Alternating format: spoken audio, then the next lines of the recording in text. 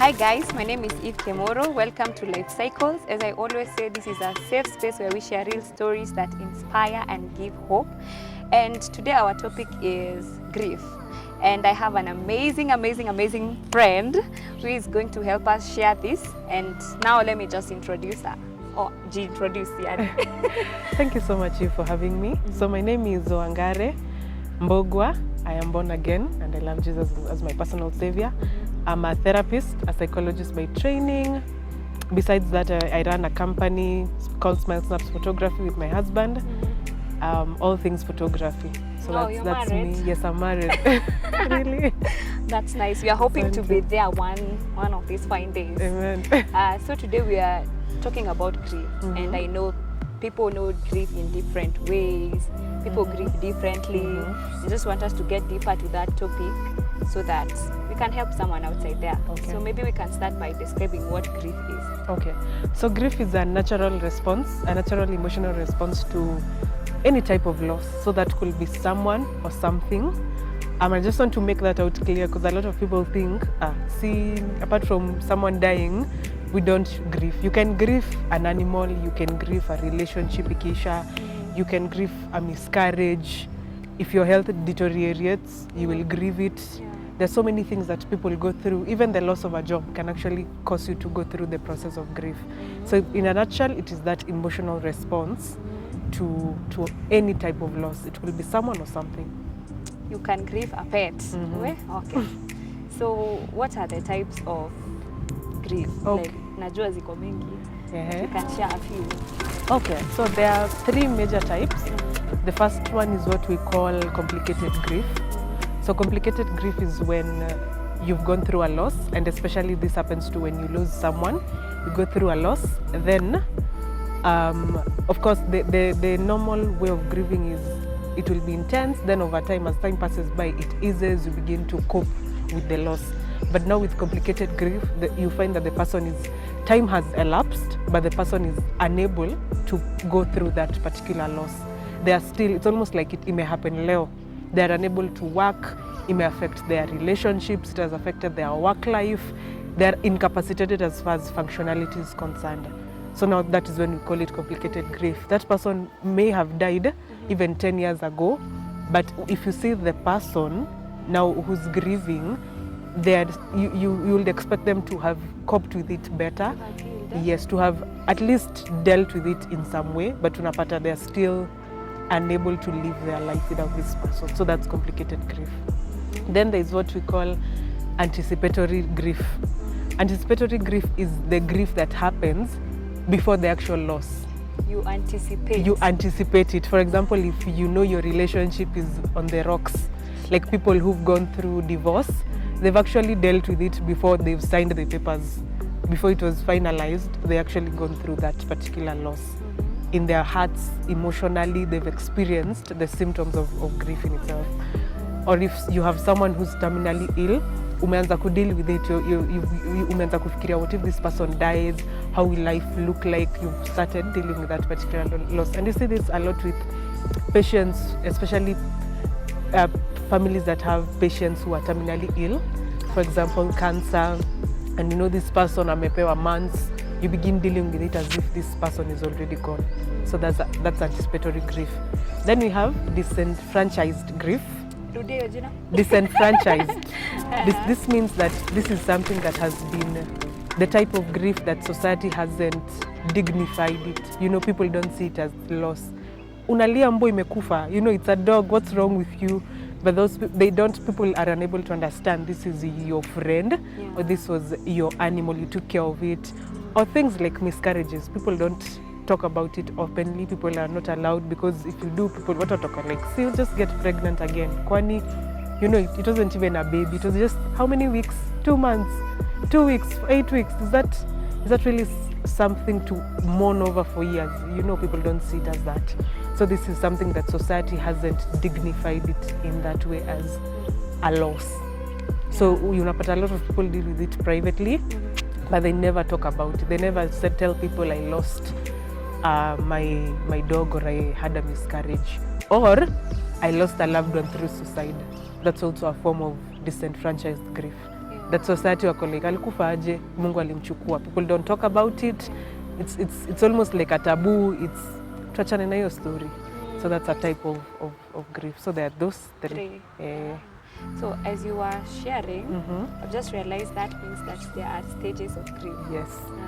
Okay, so according to a psychologist alikuwa anaitwa Elizabeth Kubler-Ross, she suggested there are 5 types of grief.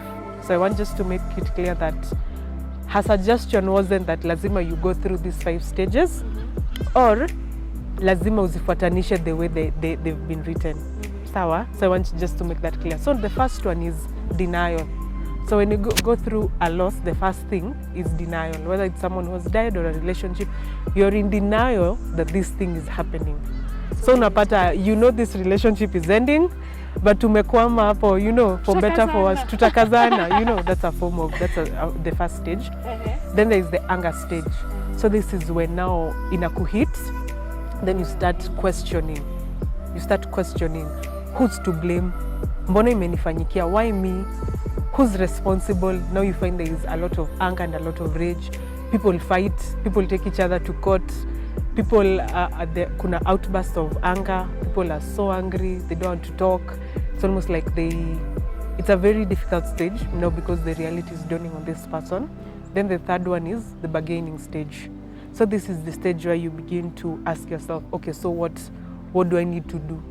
So for example, if it's in a relationship, you begin asking, so what do I need to do to change the outcome that has happened or that will happen in the future, right? So unapata uko hiyo stage, if it's compromising or if it's a loved one, you begin asking God, if you will do this for me, then I will do this. It's a bargaining stage, inakuwa ni if or stage. Then there is the depression stage. Now this is when sadness inakuhit real proper, you know. The person has gone, the relationship has ended, the miscarriage has happened. So unapata kuna just this overwhelming sadness, and it's almost like you go through a phase of depression. You feel hopelessness, helplessness, you feel defeated. Unafeel ni kama you'll never be able to deal with this, you'll never be able to recover, you'll never feel better. Is that the stage where unaanza kukua na suicidal thoughts, like I just want to get rid of this thing in my life? Yes, especially if ime progress, if it's intense. But a lot of people in that stage, they don't get to that suicide. They're more of, I won't ntalivaje maisha bila this person. What will my life look like without my parent, without this friendship, without this partner, you know? And there's this overwhelming sadness. It's almost like they feel hawata make it in life with this person. They're defeated. And so wanna sink into a state of depression, and they have now to deal with the sadness of their loss. Then the final stage is acceptance. This is now when the person now makes peace with what has happened. Si waliuliza maswali kwa bargaining, kwa anger, wakaanza kubargain hapo. Then now they're depressed, and now they have accepted, they're making peace, wanaanza ku pick up their lives. They start taking care of themselves, they start going to work, dealing with the loss. If it's a relationship, they start looking at, okay, so what was my part in this? How do I improve in my relationships? If it's a loss of a loved one, how do we adjust? What needs to be done for my life to continue? Alafu hapo unapata pole they pick themselves up and they're able to function. But the stages, saa zingine unapata kuna watu, the immediate thing ni anger. Kuna to the immediate thing after a loss is depression. Yeah, so unapata, and it's almost like it's a roller coaster. It doesn't, I fought stages, but sometimes unafind umefika acceptance, then kidogo umerudi anger, kidogo umeanza kudeny, kidogo you're bargaining. So unapata, it's just a roller coaster until someone stabilizes and now is able to deal with the loss and function. So now I have this friend that is dealing with grief. So as a person, I know we are all different, and people deal with grief differently. And there are some things that I may say that unajongo unakwanga zile za nikimwambia hii itakuwa mbaya ama what am I supposed to say? Like how do I offer support to this person who is grieving? Okay. So what I always advise is that the first thing you need to make peace with the other person is that this is actually happening. Because a lot of people sometimes they don't feel my friend has lost a loved one. I don't know how to console them. So I'm trying to na behave ni kama ija happen. Sijui if you've met those people. If you meet them, they won't even raise it. They don't want to talk about it. Mnaangaliana tu, mnapiga all stories apart from the person ama the loss particularly. So Because you are afraid. because you are afraid, unaweza ongea kitu imfanye alie, si ndio? So I think the first thing should be you as a person, you need to come to that place where you understand that this has actually happened. The loss has actually happened, right?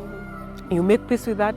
And now when you are approaching the person, you need to understand that people grieve differently, and it's a very individualistic process. I always say that if a family loses their father, everyone is grieving. Ule analia machozi yote na ule amenyamaza kwa kona, they're both grieving. Ule anaamka anapikia watu na ule mwenye hata endi shule, they're both grieving. So it's not my place to dictate how you need to grieve. Nianze kukwambia if ilia ishe, no, kama utaki kule ama if you're not in that place, I let you be.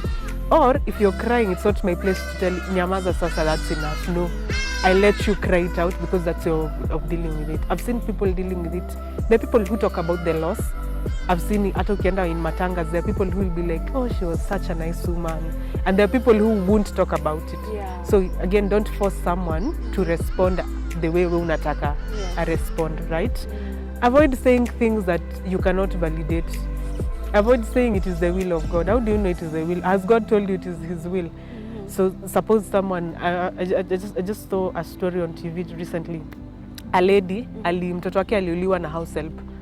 So if you tell that woman it was the will of God, it was the will of God for my child to be killed by a house help, what are you saying? You know, so avoid making statements. People mean well, but sometimes they can't validate it. And if it is the will of God, I feel like it is God's place to affirm it to that person. It is God to reveal it to that person. You know, it's an individualistic process, and unapata saa zingine people in such times, they lean in on faith. And while they do that, I feel like you pray for them that God will show them, will comfort them in ways that Sitwasamanga, He gives comfort that we cannot imagine. You know, He is able to comfort us more than we can even comfort people. So let God have to. Ajiongelele, usiongelele Mungu. Alafu, it will really help if we would avoid saying things that are insensitive. I've heard people say very insensitive things. For example, I've heard someone alikuwa anasema venye on their day of alipata cancer. Yes, a story I was reading, alipata cancer, and as amefika hapo, the friend knew diagnosis yake ni cancer, akamwambia, but alikuwa, you know, ile stage the doctors are still verifying whether this is true. So akamwambia, if it's cancer, so unajua, if on your funeral day I'll start hitting on your wife, you know, like just alisema in a funny way, in a you know, he was trying to make light of the moment. Usijali ni cancer, tafuta na bibi yako, but in a light way, but it was very insensitive. I've had another lady saying her son died, and when she was sharing with a friend, amekuja kumuombeleza na akamwambia, I know what you're going through, I just lost my dog. You're like, what? Haziko same was up. It's not even the same. Dog and human, you can't even, you know, it's so avoid saying things that are insensitive, things that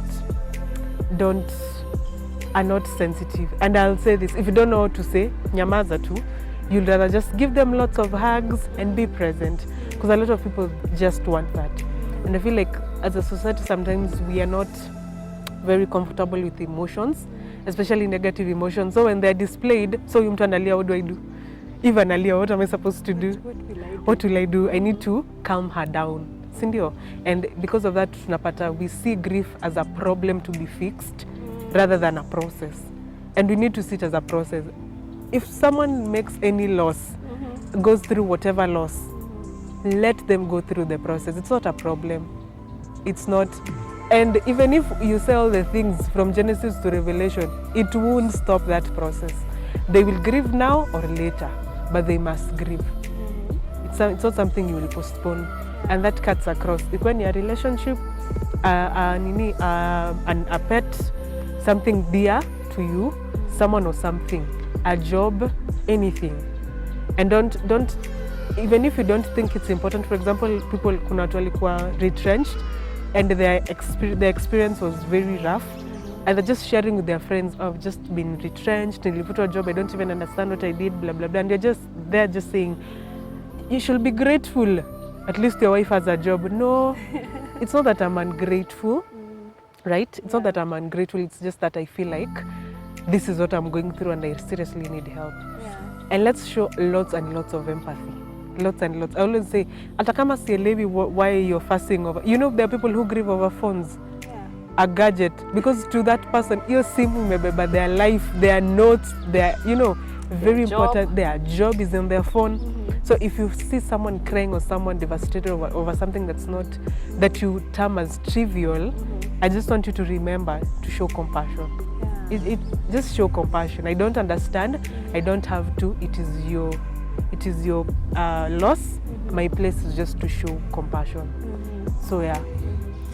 So maybe as we conclude, because now we have at least, people have at least understood what grief is, the symptoms, the type.